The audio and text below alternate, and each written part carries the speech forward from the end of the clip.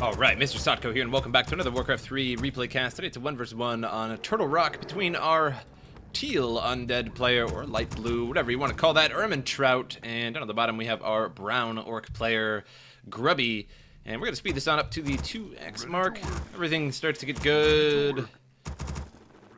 And it is Turtle Rock. It's going to be a somewhat quick game. I think it's only a 15-minute game, but I found this and I thought it would be a really good game to cast. It is not a top replay or replay of the week or anything like that, but should be a good one regardless, as it does have Grubby in it. I have a peon over here.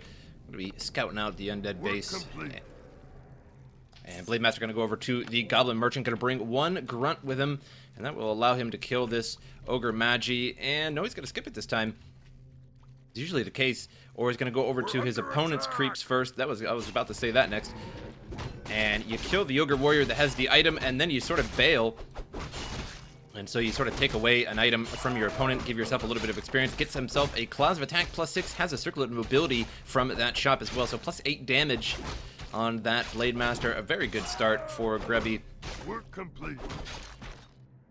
And gonna finish off the rest of the camp. Sometimes you don't actually finish off this camp, you just grab the item and you just run.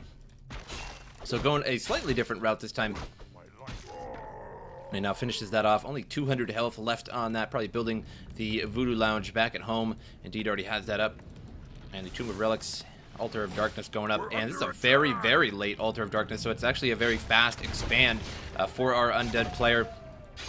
So opting out of his hero right off the bat to expand, possibly going to go fast Gargoyles or something of that nature. And Mantle of Intelligence +3 for our Blade Master. Not the greatest item, probably just going to sell that and crits that turtle. Now going to run on home and desperately needs himself some healing salves. And has a spider out on the map for the undead player. Second spider now coming. And now that Lich is going to be the first hero for the undead. And I'm not sure how that's going to play out, because the Blade Master, if he gets a little overpowered, then that Lich is pretty much just Blade Master food. Gets himself a Boots of Speed and does not sell that Mantle of Intelligence just yet. But I suspect it will be sooner or later here.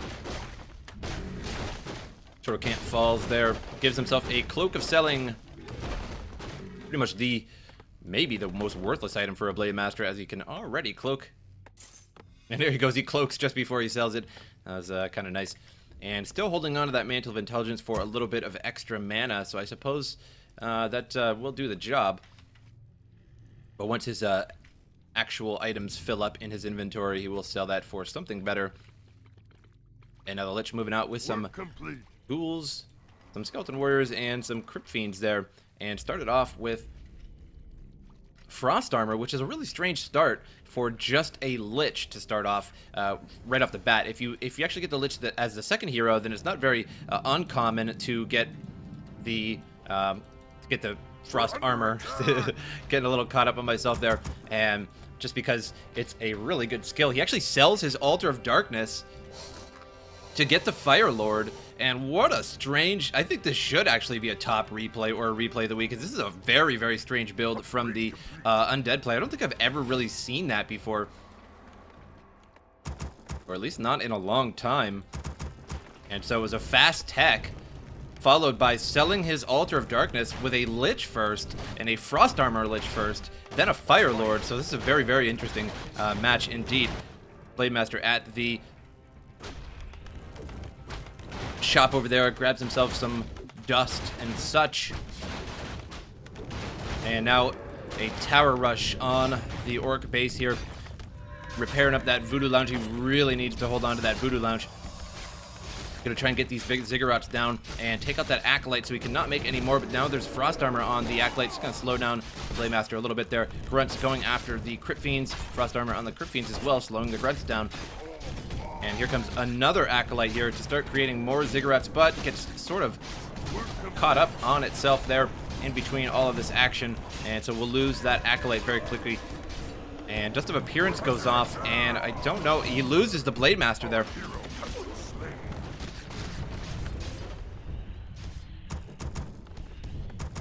And now Tauren Chieftain second hero for Grubby. Grubby actually really likes to get the Tauren Chieftain as a second hero, and you don't really see that all that often. Usually you get right to the Spirit Hunter.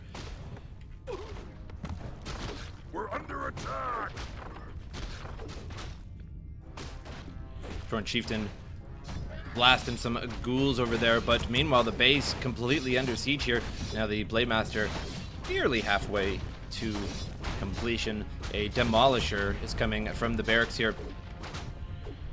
And gonna be hard to save this Demolisher. Gonna have to send it over this way and hold on to that for a little while. Gonna have to hold on to these burrows as well.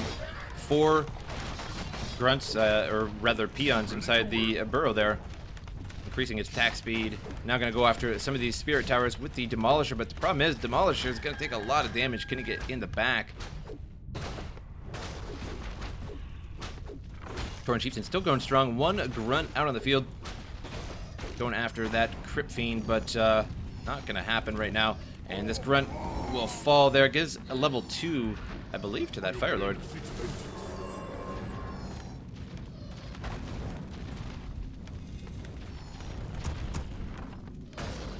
Level 1 Lich and a level 2 Fire Lord, which is sort of strange. I guess that Fire Lord has been in battle a little bit longer than the Lich. Spirit Tower is getting bombarded here. Now the barracks under attack. Barracks will fall, but another barracks is coming up shortly down in the back of the base here to make Demolishers. It seems like everybody really likes to tower rush Grubby.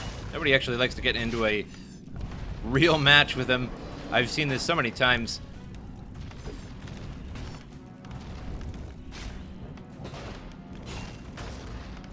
Blade Master going after one of those lava spawns, going to try and get that down before it splits and before it respawns there.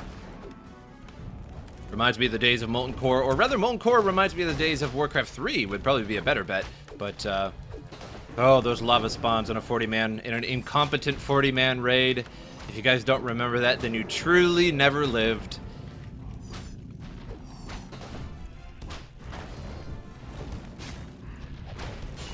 Fire Lord gets crit right after a wind walk, and takes him down pretty quickly there. Now has the Tavern revive him. No Altar of Darkness for the Undead. He sold it. So we'll have to spend quite a bit to actually Tavern revive. We'll go to ehrmantraut real quick, and he only has 80 and 90 for resources, and that's not going to be enough to get that Fire Lord going. How much is a Fire Lord, a level 2 hero from the Tavern? Not really sure, not a lot, but certainly doesn't have the resources right now. Doesn't even have any units near that Tavern to revive him. So very, very, very strange build from the Undead right now. Lich first, followed by a Tower Rush and selling of the Altar of Darkness, and a Fire Lord. Strange indeed. Lich nearly loses his life. I think the only reason why he survived that was because he had actual frost armor on. I think that +3 armor saved him. He only had 24 health. Could very be, likely be the case. And Spirit Tower will fall here soon. Now that there's 2 Demolishers out, a 3rd Demolisher is on the way. Probably just going to spawn that right there and get it all stuck. But that's okay. Hero's taking a little bit too much damage. Can't really engage like this. And those Ziggurats must fall. He is turbo repairing them with 4 acolytes, but that is destroying his income. As you can see up the top, that's ehrmantraut's income, and it's just getting demolished. And he's getting demolished in multiple ways, right? Get it? Nudge, nudge, elbow nudge, because the demolishers and his income. All right. And now the Tauren Chieftain, very, very low. So is the Blade Master, so low. These units here just can't quite get to him, though. All the while, he's still mining strong. Instead of just having his peons in the burrow, he's still just mining and harvesting lumber and staying in the game. And I think Grubby's one of the most excellent defenders of tower rushes I've ever seen. He just plays so well and demolishes. I think the Orc really plays very well in terms of defensive against tower rushes because of those burrows mostly, and of course demolishers as well. So easy to get demolishers, but if you're human, you have to, of course, you have to upgrade and tech to get to mortars, and whereas demolishers just come right out of the barracks for one, and then the Orc burrows as well. So no other race really can defend, I think, as well as Orc in terms of tower rushes. Humans, of course, have towers, and their towers are clearly the best towers in the game, arguably to some degree in different ways, but of course they are pretty weak, and the burrows, you already have burrows, obviously, and you sort of just make your base strategically right off the bat anyway. Voodoo Lounge now coming up for the Orc player, and the push hath been thwarted. And is he going to make another Altar of Darkness? He is making another Altar of Darkness. I think he's kind of regretting the fact that he sold that. And that's a very interesting that he sold that. I think he sold that just to get the Fire Lord, just to make just enough money to get that Fire Lord and have exactly what he needs for that Tower Rush, which is pretty nice. It was a really, I actually applaud him for that Tower Rush, but selling that Altar of Darkness now just sort of sets him back. Can't really get his heroes back unless he wants a Tavern Revive, and that's, of course, quite costly. And now a second Voodoo Lounge on the map. And this is another thing Grubby likes to do, is just put a Voodoo Lounge arbitrarily at some point on the map. And that way he just doesn't have to move as far to get stuff out of his Voodoo Lounge. That way he's a second Voodoo Lounge as well. For, of course, more stuff. Not that you really buy it all out most of the time anyway. Summoning is complete. Now Lich down at the bottom of the map here needs to creep a little bit. Only a level 1 Lich, and if you can get level 2, you can get up that Frost Arm or Frost Nova, but doesn't have the mana to use it anyway at 85 mana. So the Ogre Magi here gonna fall. Let's see what item drops for the Lich. Hopefully something useful. I'm assuming Rune of the Watcher, of course, from that camp there, and a Ring of Protection +3, which could be useful on the Lich. Now, Ring of Protection +2 is pretty garbagey, but the Ring of Protection +3 isn't so bad, and especially since he's using Frost Armor, he now has +6 armor on this Lich, so a total of 9 armor on a Lich is actually pretty decent. 34% reduction from physical damage, not too bad. Probably could have asked for better, but who knows. And now the Altar of Darkness up, but he is not reviving his hero. He only has 30 out of 40. There he goes. He had 30 out of 30. Now he has 35 out of 40. And now starting to revive that Fire Lord there. And now Grubby looks like he's trying to tower rush the undead player. Demolisher's now going after the base here. And you gotta watch out from these Demolishers. Gonna micro that one out of there. And now needs to micro that one out of there. And Scroll of Speed zooms those Demolishers out of there so fast. I always like Demolishers with a Scroll of Speed. It's always really, really humorous to see them move so quickly.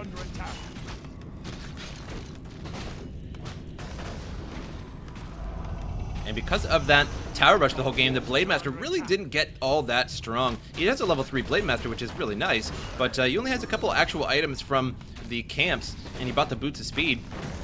So he really never had any time to creep, which I suppose is just fine with him because he successfully defended his base. But at the very least, ehrmantraut doesn't have to deal with a somewhat op Blade Master that has 2 or 3 claws of attack +6 or something like that, or anything along those lines. Now, Lich takes a shot from the Blade Master, and gonna take him even more now that he is netted to the ground, and the Shockwave finishes off that Lich. Now the Fire Lord is out and about. And these towers are coming strong here, and will soon engulf the undead player here. The Demolisher's going strong. He has to repair up his Black Citadel. And Grunt taking shots and taking increasing damage if he got that particular... Not sure if he got that particular talent or not. Probably, as Scorch is a little meh, useful in certain situations. But pretty good game regardless. A Tower Rush, so a very, very interesting game, I would actually like to say, is that the starting Lich is sort of odd for one, with especially a Frost Armor starting Lich. Then he sells his Altar of Darkness, buys a Fire Lord, then Undead Tower Rushes his opponent, and unfortunately, since he sold that Altar of Darkness, he couldn't get that Fire Lord out right away, and I think he would have lasted a lot longer if he had that Fire Lord out along with the Lich, because the Lich lasted quite a while against those 2 heroes, and if he would have had the Fire Lord as well, I think he would have had the firepower to hold off Grubby for at least a longer game. Unit score here, and the hero score, level 3 and a level 2 to level 2 and a level 2. Didn't get really too much heroes going on this map because of the tower rushes. You don't really, if you defeat towers and things like that, you don't get experience from that, except for Night Elf towers, I believe, because they are technically unit buildings, and very, very even gold mine. And Grubby, I really commend Grubby on this one because he mined only 200, about 200 less, and he was being tower rushed the entire time. So how that even occurs, that you continuously mine while being tower rushed, commend that. That is very, very hard to do. And hope you guys enjoyed the replay, and I'll see you guys next time.